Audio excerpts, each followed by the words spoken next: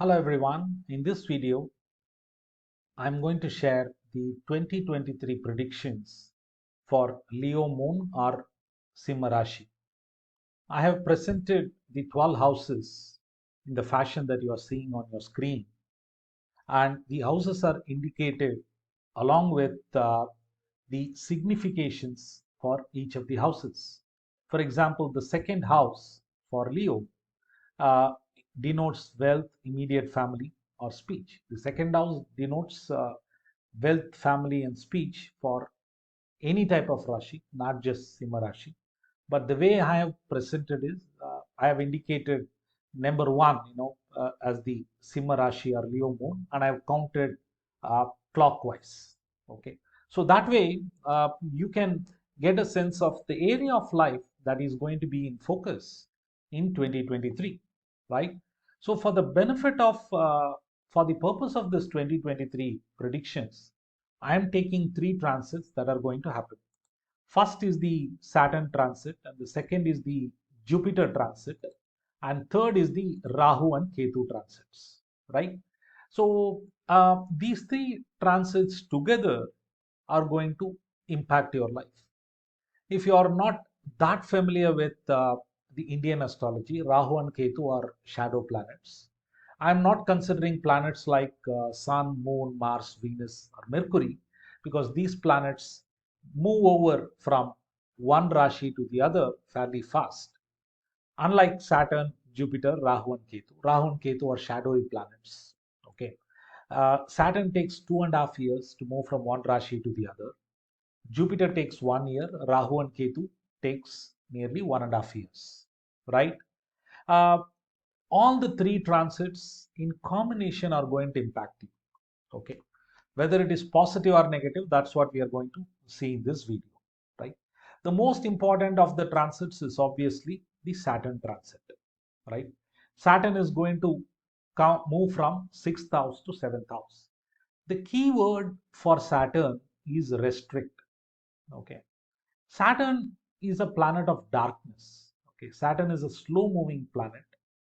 So wherever Saturn comes and wherever Saturn sees, it restricts, it brings an element of slowness to things, and it brings certain darkness to that house, right? So Saturn is going to come here. What does seventh house indicates? Most importantly, your spouse and partnerships, the relationship you have with your significant other, right? So Saturn is coming from 6th to 7th. When Saturn was here, it restricted enemies, deaths, and fights. So, things would have been good for you, relatively speaking. So you don't have that kind of luxury anymore. Okay. So Saturn is no longer restricting enemies, deaths, and fights. Rather, it is restricting your relationship with your spouse and business partners. Okay. Saturn also sees the ninth house from seventh. It restricts relationship with your father, restricts higher education, and even pilgrimages. From seventh, Saturn sees your own, first house is also about your moon, your mind, right? So Saturn will restrict, bring some elements of darkness to your mind. That is not good, no? And Saturn also sees, the fourth house. Fourth house is happiness. Saturn will restrict happiness, which is why seventh house transit is considered not that great. Okay. But don't lose heart. Saturn transit is not great, but it is not bad either.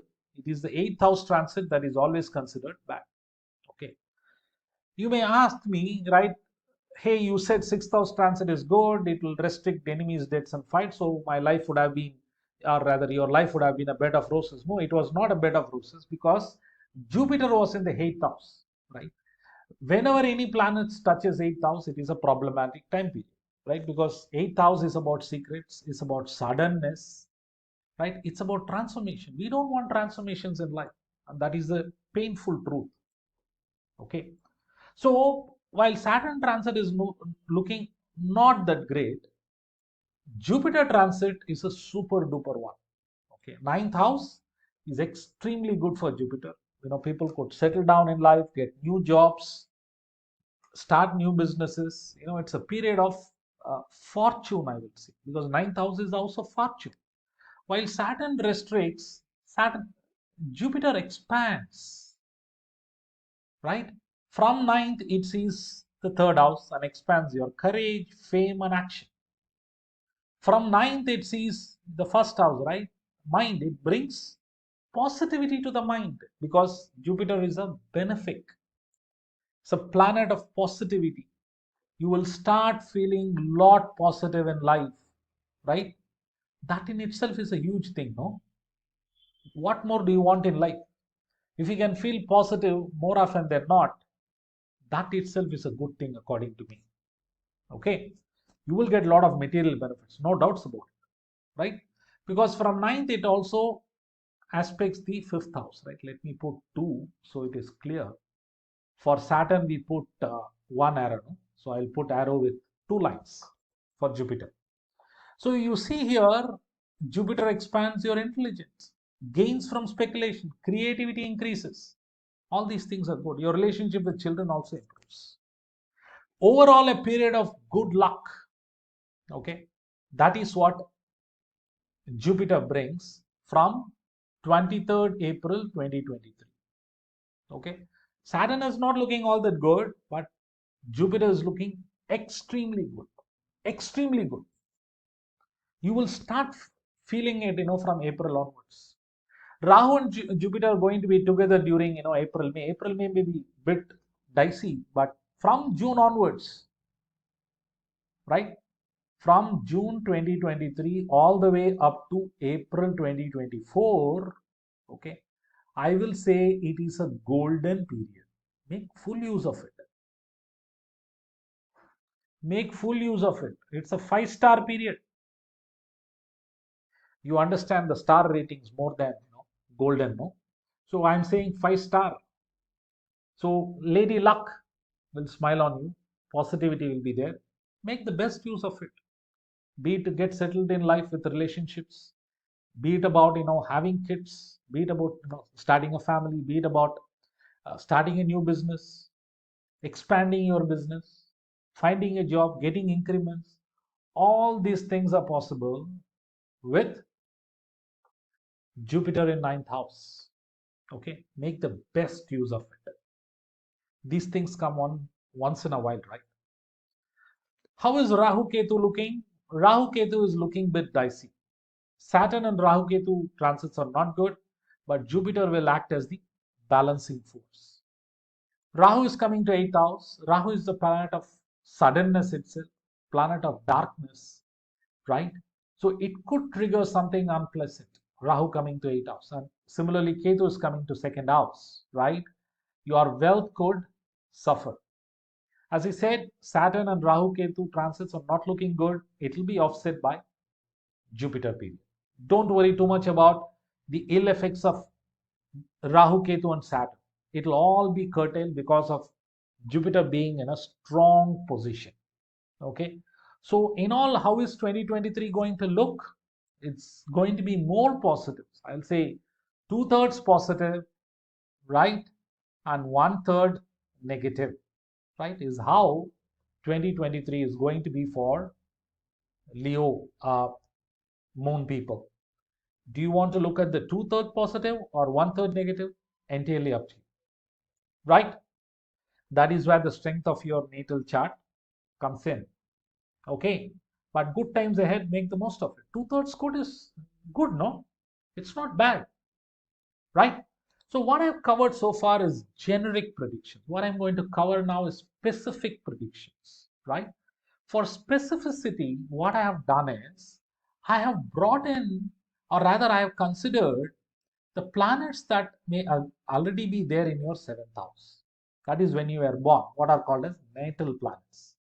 Saturn, that is moving from 6th to 7th, will impact or rather influence or work with planets that are already there. So transit Saturn will work with natal planets and give some specific results. That's what we are going to see now. If you say you do not have planets in 7th house, whatever I'm going to cover is not all that applicable to you. Okay. Now let's start with Jupiter Venus. If Jupiter Venus is there, it's a super duper time period. You may ask why I have considered only Saturn, right? For example, why I have not considered planets here? Jupiter is moving here, right? I've considered Saturn because Saturn stays in a house for a long time, right? 2.5 years. So the opportunity for Saturn to influence is that much higher for you, right? And note, Jupiter and Venus are very close to their strongest position. Venus gets exalted here, Jupiter is in the own house here, right? Both are good, no? Exaltation, own house is considered good, right? So what if it is 8th house? You will get a lot of gains. Imagine if Jupiter, Venus are here, you will get a lot of gains in foreign land. Okay, that's for a different topic. Let's stay focused on this. Jupiter, Venus in 7th house will work with transit Saturn that is coming from 6th and give you lots of material gains. It's as if the roof will open and the money will pour on you. Okay, that's how much gains you can expect.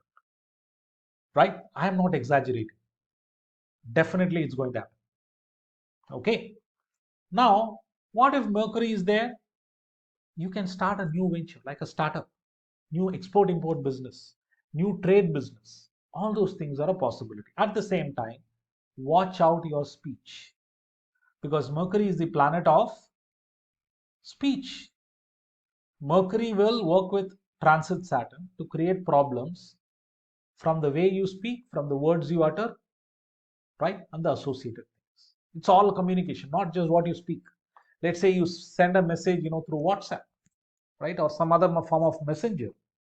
That can also trigger problem. The other party may not understand what you're saying. Let's say you have to send some critical information to party A, but you send to party B, right? That is a miscommunication, no? You may just laugh about it, or it could create a big earthquake in your life. That depends on your horoscope, right? But miscommunication is going to be there when when Mercury is there in your 7th house. Watch out. Okay, take extra care. What if Saturn itself is there, right? Natal Saturn will work with transit Saturn that is coming from 6th house, right? If natal Saturn is already here, it means your age is 30, 60, 90 or closer to that. Why am I saying? Right? That is because Saturn takes 2.5 years to cross one particular Rashi. There are 12 Rashis, 12 houses. 12 into 2.5 is 30. So if Saturn is already there, it will trigger significant change, right? We all want change, right? But we have got accustomed to the old way of things now. So truly speaking, we don't want a change. Just like the butterfly that you see on your screen. Before it became butterfly, it was an insect, no? It is like a new life. So change is painful. Such kind of change you could experience. What I'm trying to say is there will be significant changes, but the changeover period, changeover effect from something to something else, that transition, right? That is going to be tough for you. That's how people with natal Saturn in 7th house will experience, right? The next one is what? Rahu, Ketu, Mars. These are enemy planets, right? If Rahu, Ketu, or Mars, the next one I'm going to see is Sun, right? All these are enemy planets, right?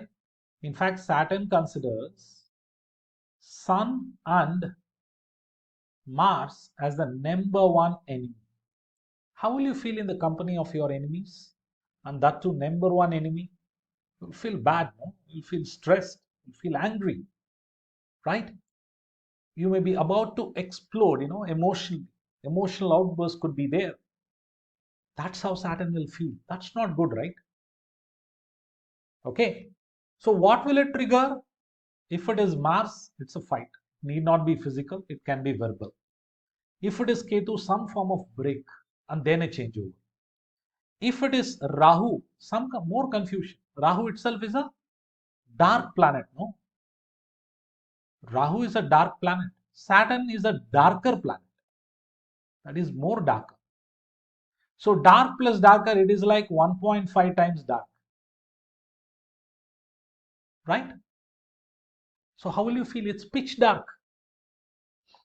Pitch dark is difficult situation, right? If you're asked to work in a pitch dark, how will you find? And you have a target to finish, but you are working in a pitch dark room. It is difficult, right? That is how you will feel if Rahu is there already in the seventh house. Okay. If you have Sun, I said Sun is an enemy, right, of Saturn. There will be ego clash with superiors, father, but there is also possibility of promotion in job. People in high positions, people in government, roles, right, like government officials, they have Saturn Sun combination in one way or the other. Saturn Sun gives you high positions, but it also gives ego clash. If it is not with superiors, with father like figures. If it is not with them, government entities, right? You may think ego clash is a small one, right, compared to a physical fight, but believe me, if you are in a room with your manager with whom you don't like, it's really bad, right? Even if it is, let's say, you are going together in a car, right? Your manager offers you a lift home. How will you feel? It's a manager, you don't like. Even a 30 minutes ride, from your office to home will feel like eternity. So ego clash is a difficult one, right? As I said, it could even be with your father-like figures, father-in-law also, right? That's what we can expect. So what I presented in the first half of the video is more a generic one. The second half of the video is more a specific one, but it's applicable only when there are planets already in the seventh house, right? So 2023 is going to be an interesting year, but Jupiter in ninth house is going to help you a lot. Okay, it's going to protect you from all kinds of trouble in your life. Enjoy this wonderful period. Okay, happy new year once again. Thank you.